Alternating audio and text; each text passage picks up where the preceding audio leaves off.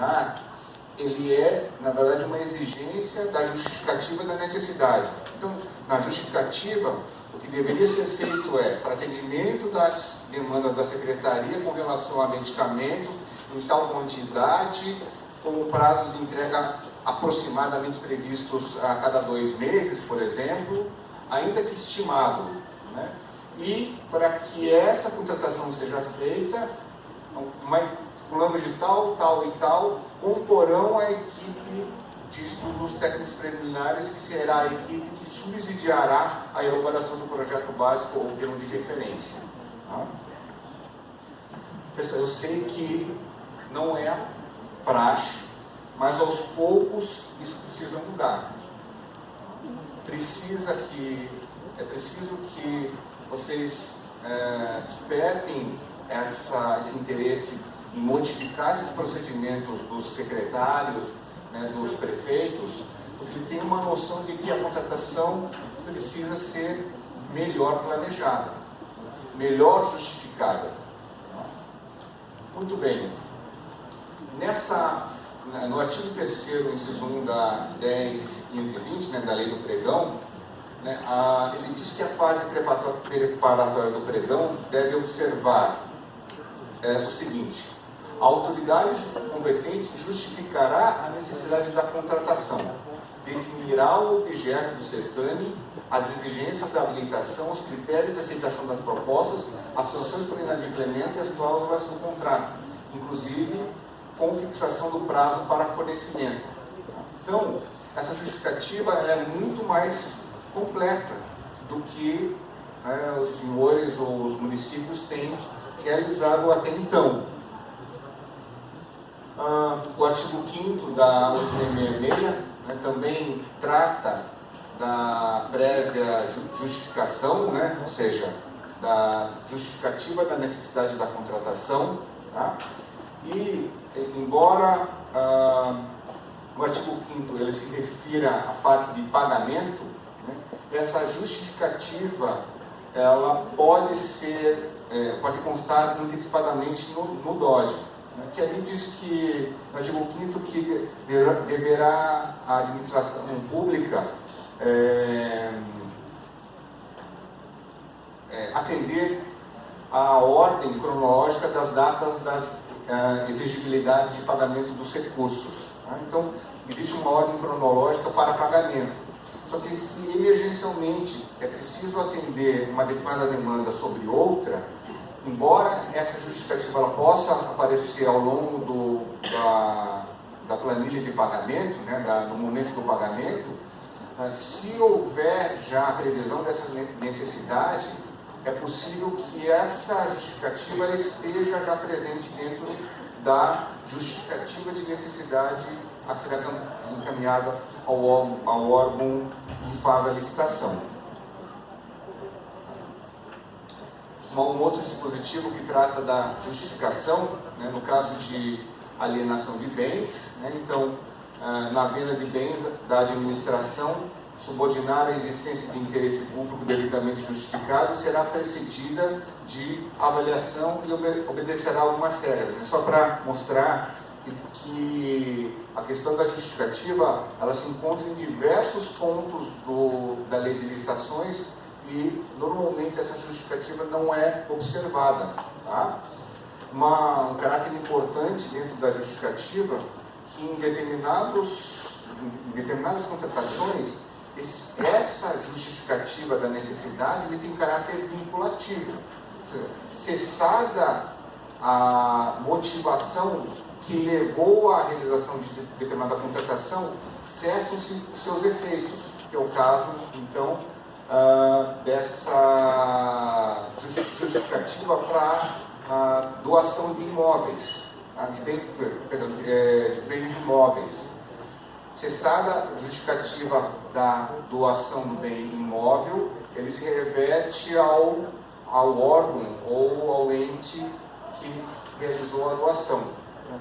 Para que vocês tenham noção de que a justificativa muitas vezes tem o seu caráter vinculativo. Muito bem.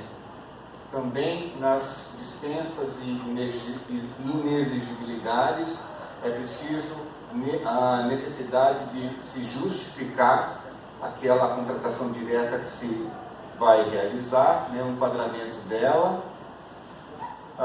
Também, pessoal, nós temos a questão da justificativa nas prorrogações contratuais, né? Então toda a prorrogação de prazo deverá ser justificada por escrito e previamente autorizada pela autoridade competente para celebrar o contrato.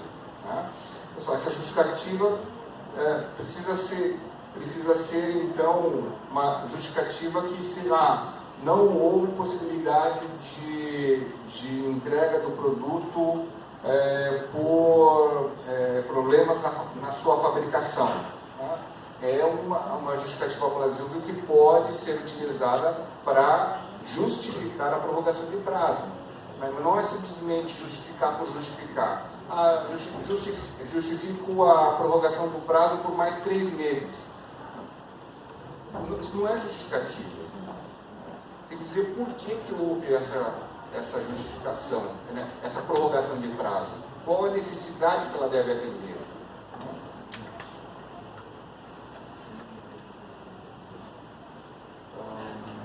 A alteração dos contratos também devidamente justificado, né? Pessoal, só nessa parte das justificativas de alteração de contrato, né? Alguns pontos sobre termo aditivo e apostilamento. Às vezes, por exemplo, para contrato de transporte escolar, né, são colocadas cláusulas dentro do contrato que obrigam, que obrigam a fixação de um determinado veículo, né, um veículo específico, né, bem identificado para a realização de determinado serviço de transporte. Se houver a substituição desse veículo, né, existe a necessidade de termo aditivo ou de apostilamento. Se não houver, se o objeto de contratação ele é só em relação ao modelo e não vinculado especificamente a um veículo com a placa número tal, a substituição por um outro não é necessário que haja um termo aditivo. Mas como em alguns contratos coloca-se especificamente que é aquele determinado veículo, com a placa tal, um motorista tal, se houver a modificação do motorista ou do veículo durante o contrato, isso não se faz evidentemente por apostilamento, tem que ser por termo aditivo, por força do próprio contrato que foi firmado. Tá? E a gente, essa semana mesmo, eu assinei 3 análises que foram feitas lá na educação, em que essa alteração específica foi feita por apostilamento. Tá? E está errado, na verdade, o modo de operacionalizar. Tá? A gente está recomendando que ela se adeque ou que observe, né, o que o contrato tem regido. Né? E isso precisa ser muito, o fiscal de contrato precisa estar muito atento a isso, tá? Para que não haja esse erro na escolha do tipo de instrumento que será realizado então pelo administrador. Tá? Eu coloquei aqui só por curiosidade, algumas decisões do TCU, no caso, né, que falam a respeito da necessidade da justificativa, né, e passando então da justificativa de necessidade para o projeto básico, né, o que nós temos ali no artigo 6º da Lei de Licitações é que o projeto básico, ele constitui-se de um conjunto de elementos que são elaborados com base em indicações nos estudos técnicos preliminares, ou seja, aquelas que dão ou que asseguram a viabilidade técnica e o adequado tratamento do impacto ambiental do empreendimento e que possibilita a avaliação do custo da obra ou do serviço, os prazos de execução dos serviços ou dos materiais que serão adquiridos. Tá? Muito bem. Dentro, então, do pregão, a gente tem alguns outros dispositivos que também tratam a respeito desse projeto básico e dos estudos técnicos preliminares, né? Do projeto básico, os estudos técnicos preliminares serão antecedentes ao projeto básico e ao termo de referência. Então, quem dá a base para o projeto e para o termo de referência é o estudo técnico preliminar. Então, qual a necessidade da contratação pública, né? O que ela precisa, né? De uma compra ou serviço? Em que quantitativo? Qual a qualidade? Em quais condições? Quando? De que modo? Essas são perguntas que os estudos técnicos preliminares podem resolver. Né? Mas, né, como eu falei para vocês, né, como eu indaguei para vocês, o estudo técnico preliminar para a contratação de medicamentos, de transporte, de alimentação escolar, combustível, de material de expediente, software para realização de concursos, ela é necessária, embora seja evidente que isso precise ser contratado, sim, né? Toda contratação, ainda que por mais óbvia que seja, precisa desse estudo técnico preliminar. Para a contratação de transporte escolar, o estudo das linhas precisam ser feitos, das paradas, do trajeto, né, das entradas nas fazendas, do percurso que está sendo realizado sem asfalto ou em chão batido. Tudo isso precisa estar dentro do estudo técnico preliminar para justificar o preço do quilômetro rodado. Né? A gente fez um estudo sobre o preço por quilômetro rodado nos contratos de transporte escolar. Né? Tem um determinado município que está destoando demais, e a gente não sabe por quê, porque a gente não consegue ver no estudo técnico preliminar a justificativa para aquele valor de contratação. Talvez seja certo que o valor que eles estão pagando pelo transporte muito fora da curva, ele ocorra porque a demanda do município é de estradas muito ruins, né? Talvez sim. Só que nas contratações que nós observamos, a gente não consegue ter essa conclusão. A gente não tem certeza. Então, ele é um indício de que naquela contratação está existindo uma prática de preço desarrazoado, que é o que nós vamos ver. Tá?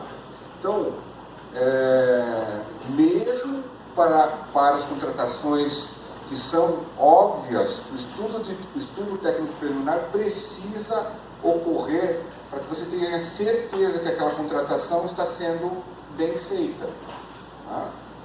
Então, sem o estudo técnico preliminar, né, a administração corre o risco de desperdiçar recursos públicos, esforço administrativo, tempo para elaborar o projeto básico ou termo de referência, efetuar licitação, né, e muitas vezes executando a gestão de uma contratação que às vezes é infrutífera. Eu contrato um programa de TI, um software, que ele é o melhor do mercado, só que o computador da prefeitura não suporta rodar aquele sistema.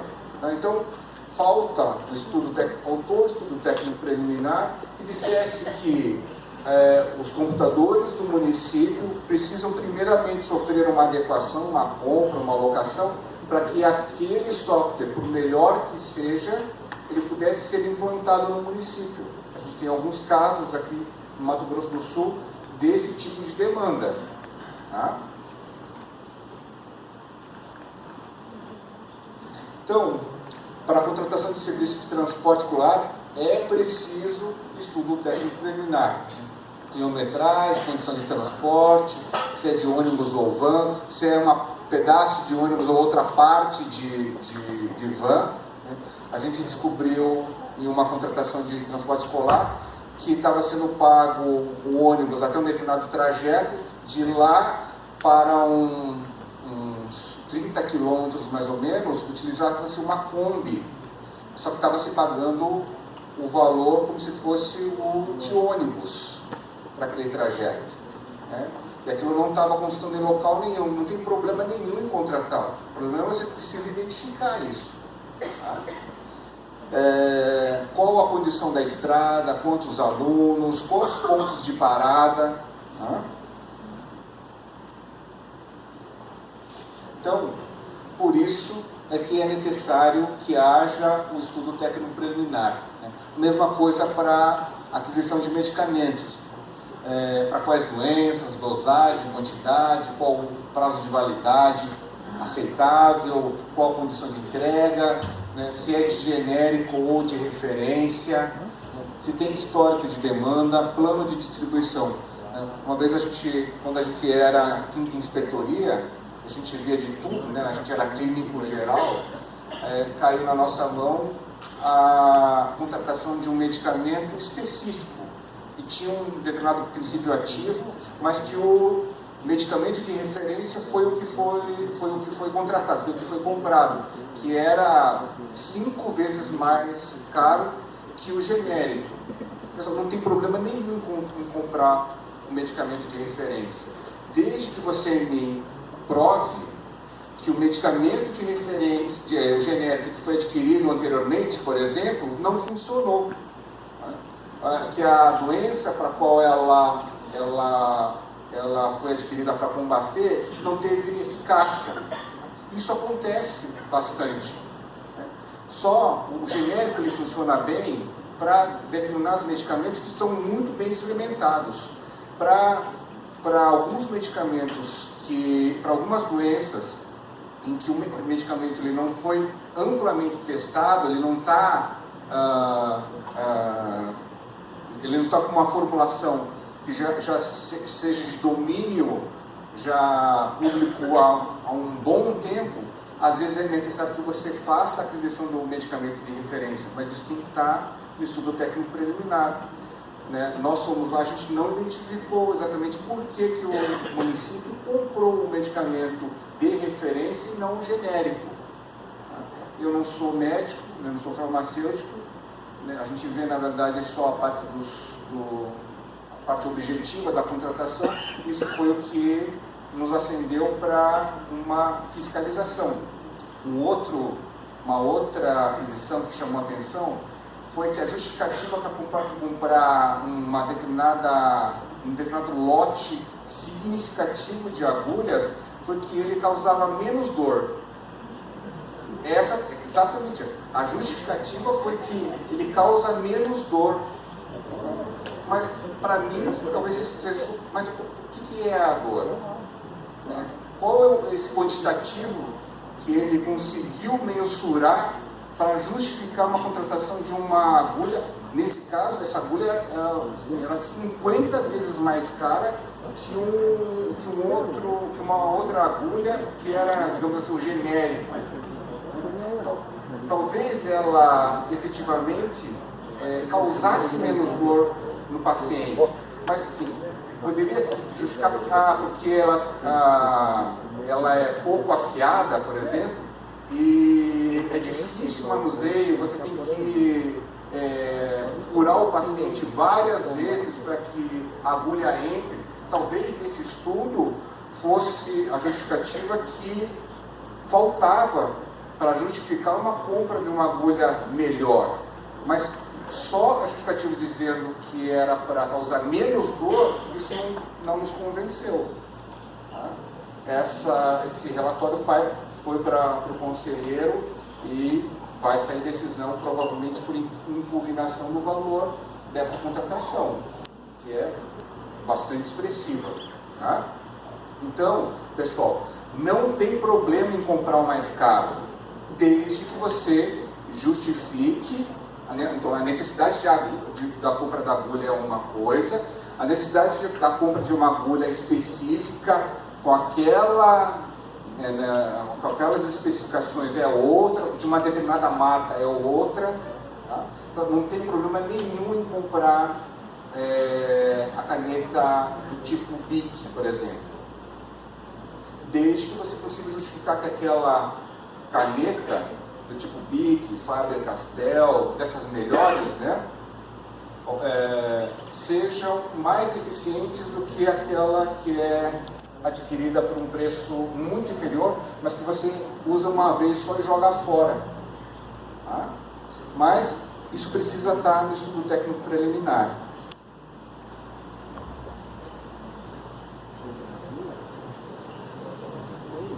Pessoal, e o estudo técnico preliminar ele não é novidade, né? Ele está desde 1993, né? Desde o início da lei de licitações. Então, o normal, que nós temos visto nas contratações que vêm para o tribunal, é que da justificativa genérica para atender a necessidade da secretaria, ela já passa para direto no termo de referência o projeto básico.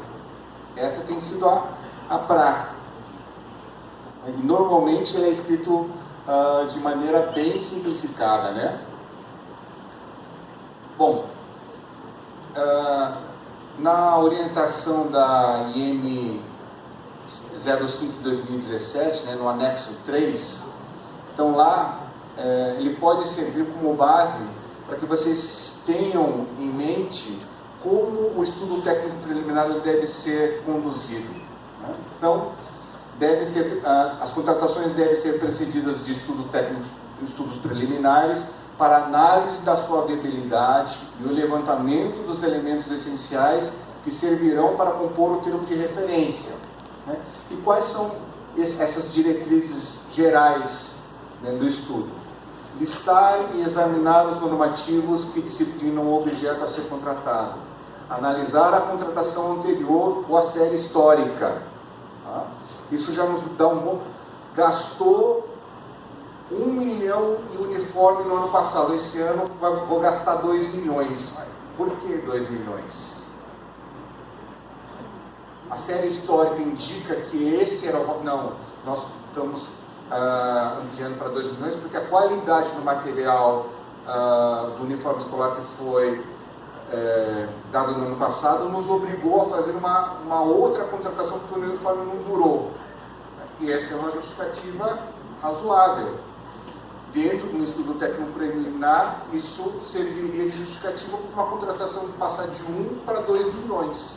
Agora, se não vier nada, isso vai acender o alerta no tribunal para aquela contratação. E às vezes ela é uma contratação boa, né, e a administração fica se colocando numa situação ruim, de desconfiança, porque falta a documentação adequada. Tá? Então, analisar a contratação anterior, né, a série histórica, se houver, para identificar as inconsistências ocorridas nas fases do planejamento, seleção do fornecedor e assim por diante. Tá? Identificação da necessidade da contratação, instrumentos de planejamento do órgão ou entidade, requisitos acessórios ao atendimento da necessidade, né, no caso de serviço, definir e justificar se o serviço possui natureza continuada ou não, critérios e práticas de sustentabilidade, avaliar a duração inicial do contrato de prestação de serviços de natureza continuada, que poderá ser excepcionalmente superior a 12 meses, né, e justificar eventualmente a decisão, identificar a necessidade de a contratada promover a transição contratual com transferência de conhecimento, tecnologia e técnicas empregadas no caso de contratação de TI. Vamos ver aqui.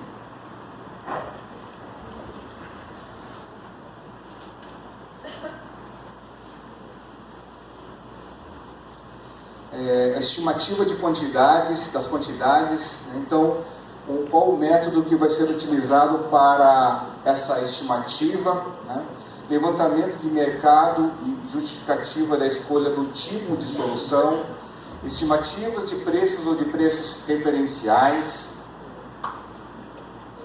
Então, o que se preza é a descrição de todos os elementos que devem ser produzidos, contratados, executados, para que a contratação produza resultados pretendidos pela administração. Justificativa para o parcelamento ou não da solução. Né? Parcelamento da solução é a regra, devendo a licitação ser realizada por item, sempre que o objeto for divisível. Né? demonstrativo dos resultados pretendidos em termos de economicidade e de melhor aproveitamento dos recursos humanos, materiais ou financeiros disponíveis, benefícios diretos e indiretos e os impactos impositivos. No caso, por exemplo, de contratação de uniforme, por exemplo, alguns municípios adotam o preço pelo conjunto do uniforme, né? Então, calção, camisa, meia, tênis, tudo num lote só. O que é necessário que faça esse destrinchamento, que a licitação ela seja feita por item, e não efetivamente por lote. Eu tinha dúvida com relação a isso e achava no começo que o por lote era melhor, porque já se entregaria um kit específico, e isso era só pegar o material e entregar para o aluno. Quando a gente descobriu que, na verdade, todos os itens que eram adquiridos por lote eram entregues por item, caiu por terra a justificativa da contratação por lote. Porque justificava você comprar por lote, porque isso facilitaria, você não precisaria terceirizar dentro da administração, né, ou demandar esforços dentro da administração que pegasse separado, ou pegasse o uniforme escolar e pegasse cada um dos itens para compor o kit, aí entregar para o aluno. Se você simplesmente pegasse o kit e entregasse para o aluno, talvez até justificasse que isso acontecesse. Mas como a entrega ela é feita por item, por que a licitação é feita por lote?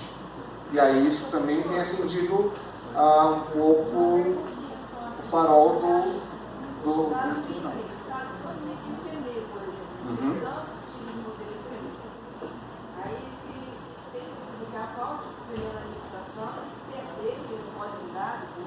Bom, aí é o seguinte,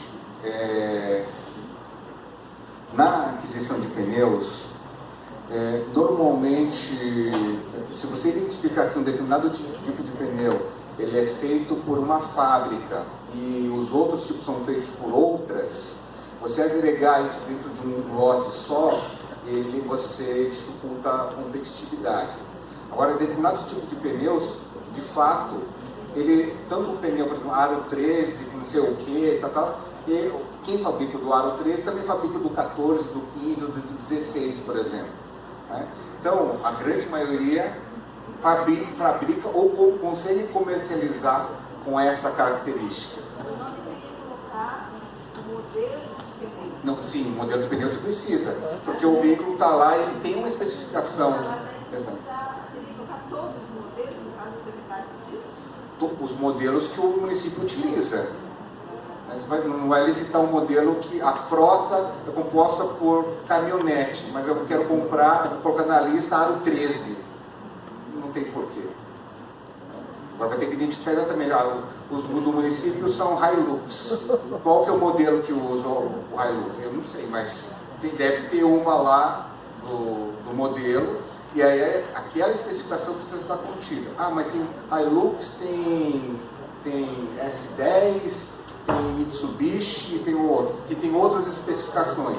Tem que colocar as especificações também. Mas aí você me pergunta, se tem que ser por item ou por lote? O melhor é que seja por item, mas, que nem eu te falei, alguns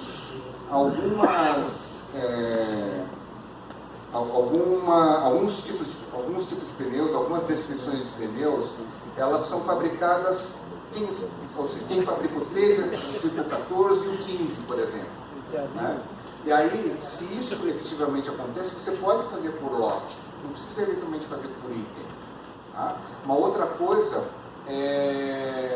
por exemplo, que a entrega ela seja realizada no prazo de 2 horas, ou 12 horas a partir da sua requisição pela administração pública. O que significaria isso? Significaria que você estaria excluído, por exemplo, o fabricante de pneu, o fornecedor de pneus da Bahia, que fabrica na Bahia. Ele não vai conseguir, mesmo que você mandar uma requisição para ele mandar um lote para o município, ele não vai conseguir fazer essa viagem em menos de 12 horas.